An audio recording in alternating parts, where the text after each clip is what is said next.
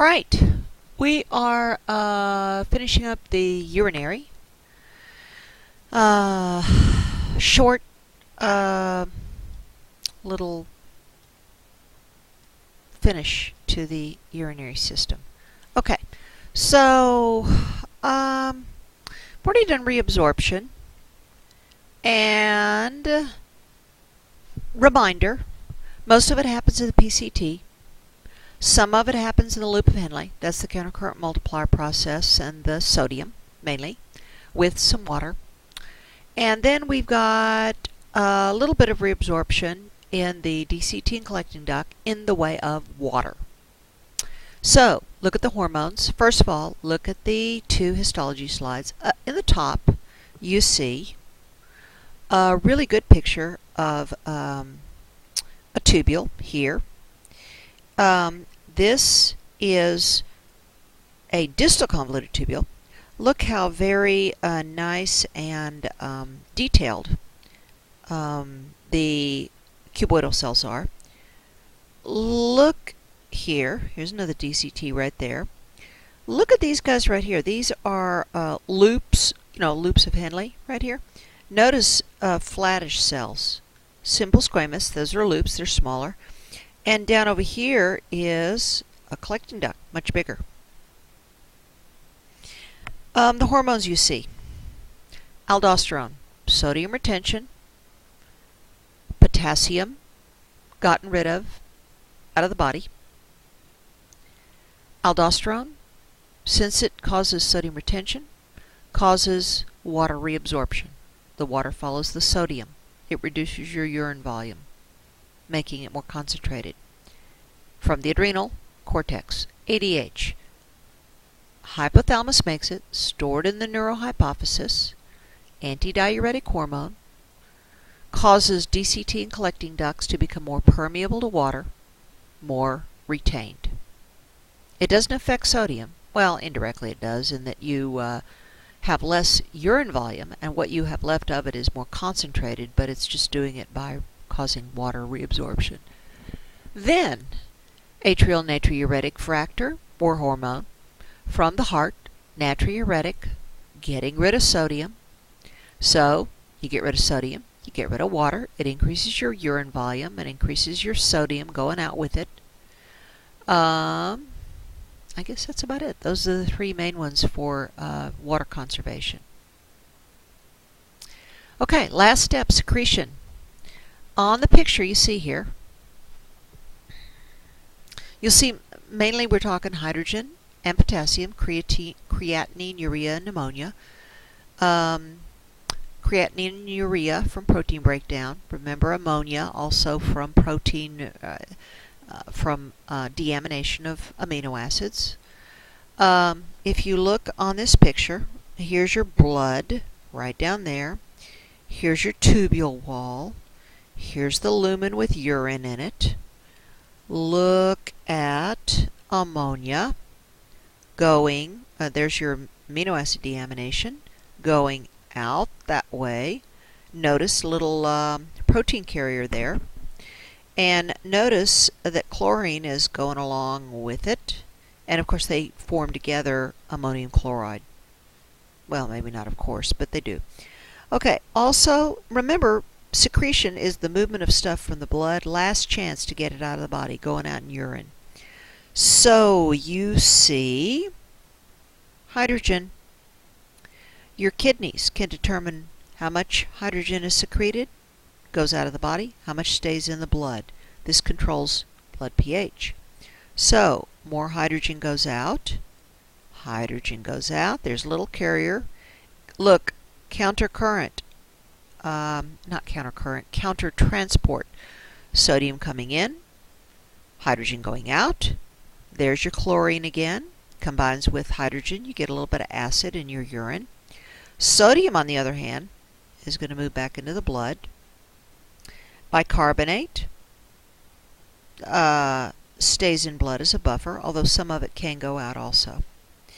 And you see a little bit of CO2. So again, notice over here how the kidneys can control blood pH. Okay. All right, so let's go on. I've kind of given you some information on concentration versus volume. You know that water moves by osmosis. Already talked about ADH and aldosterone. You've got a couple of good pictures in your textbook. Here's one on ADH. Notice two things that will cause more ADH to be produced. One is a reduction in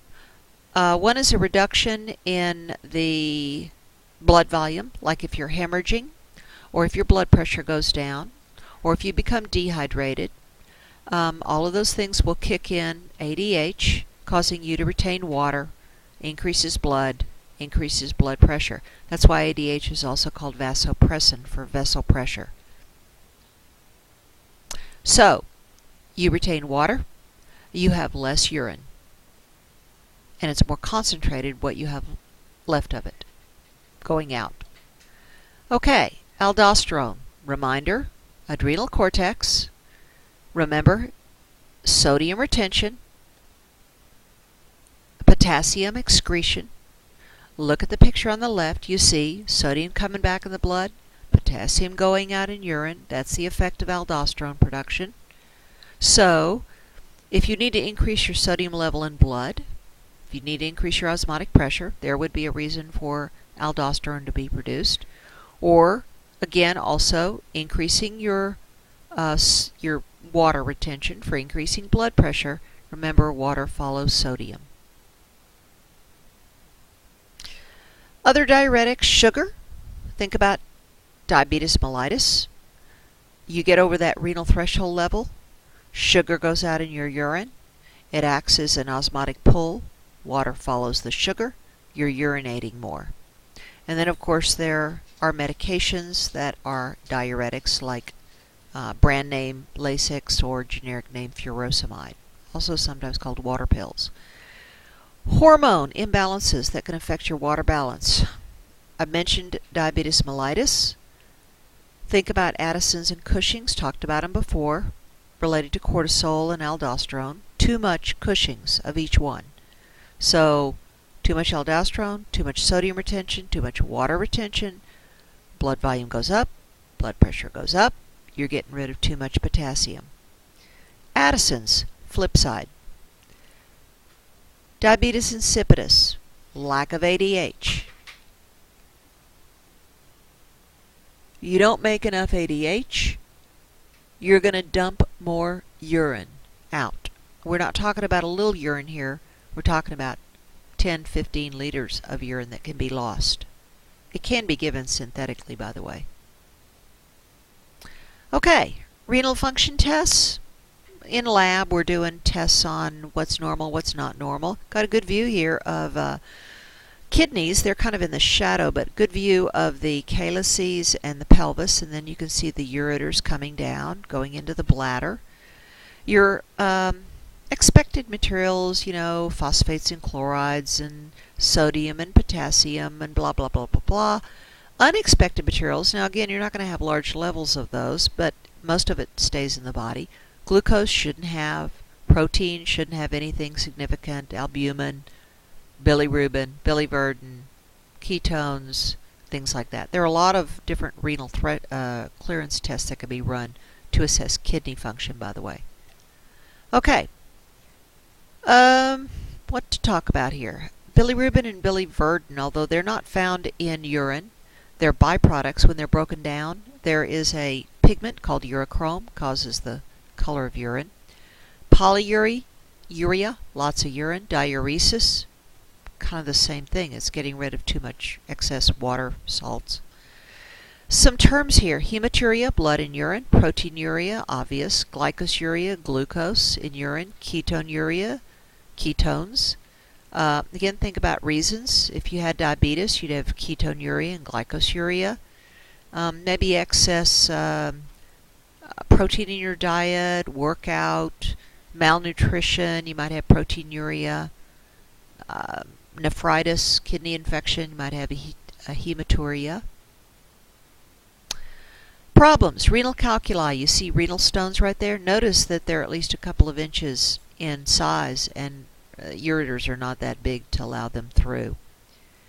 Nephritis, pyelonephritis, glomerulonephritis, inflammation of the kidneys with potential damage of nephrons. Polycystic kidney, you see down here at the bottom, these kidneys are full of fluid-filled cysts. They are non-functional, semi-functional. They don't have enough nephrons to really clear blood. It's a hereditary trait. And then we have renal failure. So in renal failure, your kidneys cannot keep up with clearing blood. 3 hallmark symptoms of renal failure. Edema. Remember, you only eliminate about 1.5 to 2 liters of fluid a day in the form of urine. If your kidneys cannot do that, cannot eliminate that fluid, stays in the body, you got edema. So without normal water elimination from the body. Acidosis, think of all of the acids from Krebs cycle. Glycolysis can't be cleared properly, you got that. Uremia, excess uric acid, urea in blood, uremia. Not the same thing as hematuria. And in this case, luckily you've got about 3 times more nephrons than you need. But if you have to, I'm looking for a picture here. Well, I'm talking about it in lecture. I think I went over, or am going over, hemodialysis. I guess I took that slide out here. But anyway, that would be the only thing you can do for renal failure unless you are on a fast track to a new kidney. Eventually it will get you. Ureters, not much to say. The view you're looking at here on a color-enhanced x-ray, you got a couple of kidney stones right there. And at the bottom you can see a blocked ureter. Down at the picture at the bottom showing you a stone on the left. And afterward, the pulverization of a kidney stone, it's called lithotropsy. They throw high-frequency sound waves at you. Kidney stones also are called renal calculi. These ureters are transitional epithelium, allows them to expand a little bit, and then most of their wall is smooth muscle. Good view of the histology of the bladder, transitional epithelium with a big muscle layer underneath. It's called the detrusor muscle, and it allows, you can see the detrusor muscle right here, and when it contracts, smooth muscle, it compresses the bladder. The rugae that you see inside of here allows expansion. The outside of the bladder covered with a serous membrane, the same serous membrane that covers all the digestive organs, parietal peritoneum. Then you got 2 sphincters. One sphincter right there, and another sphincter right there. The internal sphincter is smooth muscle, involuntarily controlled, and the external sphincter, which is in the urethra, this guy right there, is skeletal muscle, which is part of this pelvic wall down in here, and it's voluntary. UTIs, urinary tract infections, commonly called a bladder infection, also called cystitis.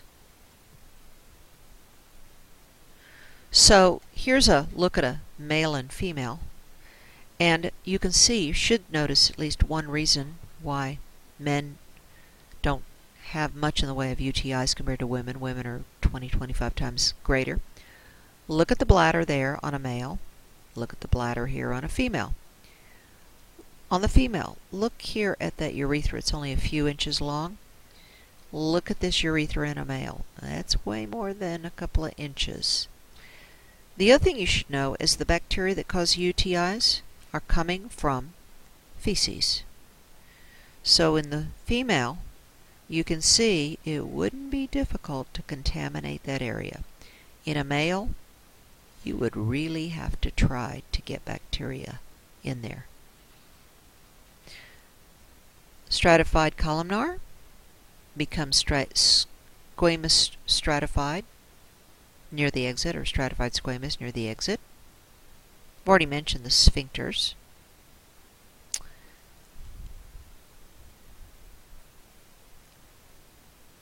Okay, so one of the last things we need to talk about is micturition reflex, the other name for urination. controlled by the spinal column. There's the spinal column, spinal cord. The brain gets some sensory info, so you have an urge to urinate, but really what's controlling it are these sacral nerves. They carry sensory input to the cord and to the brain, up to the brain after synapsing, and they carry motor information to the bladder for compression and elimination of urine out. So go with me here. In blue, you got a sensory neuron. It's carrying information about pressure as this thing expands, bladder expands. You got pressoreceptors in there monitoring pressure.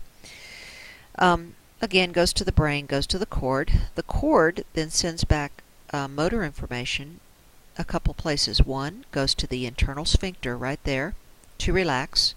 Urine moves down. And also the motor information goes to the wall muscle of the bladder for compression, and urine comes out. Remember, you still have some voluntary input down here with that external sphincter. And I'll show you a picture. I think I have a picture of a catheter coming up here. Well, I guess I don't. Catheters are put in when you can't express urine. That problem is called retention. You can't compress the bladder, or you can't open up the sphincters, and the urine stays in the bladder. They put a catheter inside. Incontinence is the flip side. It dribbles out. So now you don't have control of the sphincter, and there's no way to contain it. Anuria, no urine. Dysuria, pain while urinating. Polyuria, lots of urine. So, last thing, reminders. Problems with infants and the aged. Not much to say on the aged. We've talked about these already. Shrunken bladder means can't hold very much urine, have to go to the bathroom a lot. In infants, already talked about the countercurrent multiplier process not working for a couple of months. Therefore, they can't make concentrated urine, can't retain the urine, the water in their bodies well. So they put out voluminous urine, very dilute, and as a result of that, dehydration, if you don't give them fluids back into the body. And that is